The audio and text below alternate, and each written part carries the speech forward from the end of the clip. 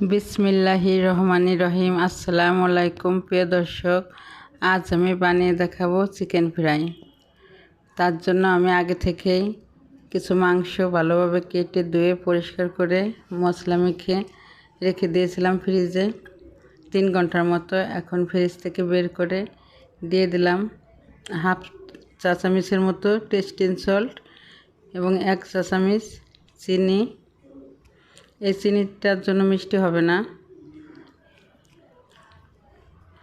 আর দেব কিছুটা ময়দা আর 2 টেবিল চামচের মতো চালের গুঁড়া দেব। চালের গুঁড়োটা আপনারা দিলেও দিতে পারেন, নাও দেওয়া যাবে, কিন্তু দিলে একটু ক্রিস্পি হয় বেশি, অনেকক্ষণ পর্যন্ত এটা নরম হয় না, খেতে খুবই ভালো লাগে। উপরে ক্রিস্পি থাকে এবং ভিতরে জুসি থাকে। আর দিয়ে দিলাম একটা ডিমটা দিয়ে এবার আমি ভালোভাবে মেখে নেব। মাংসগুলো আমি উল্টে পাল্টে ভালোভাবে মেখে নিলাম। এভাবে ব্যাটারটা মাংসর গায়ে জড়িয়ে থাকবে, সেভাবে মেখে নিলাম। আগে থেকে আমি চুলায় একটা প্যান বসিয়ে দিয়েছিলাম, প্যানের মধ্যে তেল দিয়ে গরম করে নিয়েছি। এখন যে মাংসগুলো আমি মাখিয়ে রেখেছি সে মাংস থেকে এক এক টুকরা করে দিয়ে দেবো তেলের মধ্যে। দিয়ে দিলাম। দেওয়া মাত্রই এগুলো উল্টানো যাবে না, কিন্তু একটু নাড়িয়ে দিতে হবে যাতে নিচে লেগে না যায়। লেগে গেলে পুড়ে যেতে পারে, তার জন্য একটু নাড়িয়ে দিলে আর লাগবে না। যখন ওপর পিঠটা লাল লাল হয়ে আসবে তখন মাংসগুলো উল্টিয়ে দিতে হবে।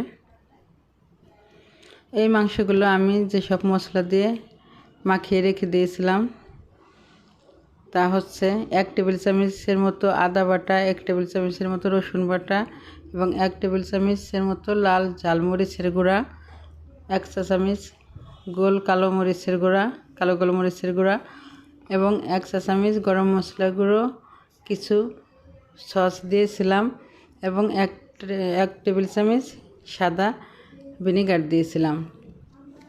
ভিনেগারটা দেওয়ার জন্য যাতে মাংসগুলো ভালোভাবে সিদ্ধ হয়ে যায়, এর জন্য ভিনেগারটা দিতে হয়। ভিনেগার না দিয়ে আপনারা পেঁপের খোসাও বেটে দিতে পারেন। আর মুরগির মাংস এমনিতেই তাড়াতাড়ি সিদ্ধ হয়, তারপরও 12 থেকে 14-15 মিনিটের মতো এই মাংসগুলো মিডিয়াম আছে ভাজতে হয়, যাতে ভিতর থেকে ভালোভাবে সিদ্ধ হয় মাংসগুলো। আমি এক একটা করে উল্টিয়ে দিচ্ছি। এখন একটা পাশ আমার হয়ে গেছে। এভাবে উল্টে পাল্টে লাল লাল করে ভেজে নিতে হবে। আমার ভিডিওটি যদি আপনাদের ভালো লাগে লাইক করবেন, কমেন্ট করবেন, সাবস্ক্রাইব করে আমার চ্যানেলটির পাশে থাকবেন। আজ যারা সাবস্ক্রাইব করেছেন তাদেরকে অসংখ্য ধন্যবাদ। আজ যারা এখনও করেননি প্লিজ তারা আমার চ্যানেলটিতে সাবস্ক্রাইব করে আমার চ্যানেলের পাশে থাকবেন। আর একটা করে সবাই লাইক দিবেন।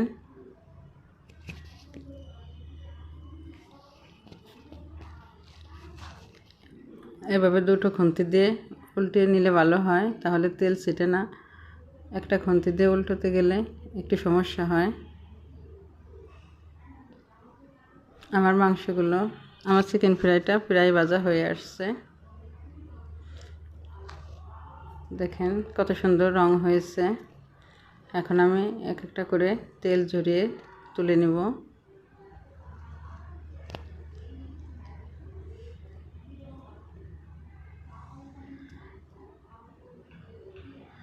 সবগুলো ফ্রাই আমি তুলে নিচ্ছি।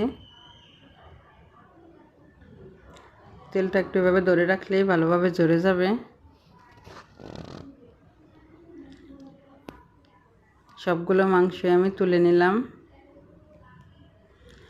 এই চিকেন ফ্রাইটা খেতে খুবই মজার হয়েছিল।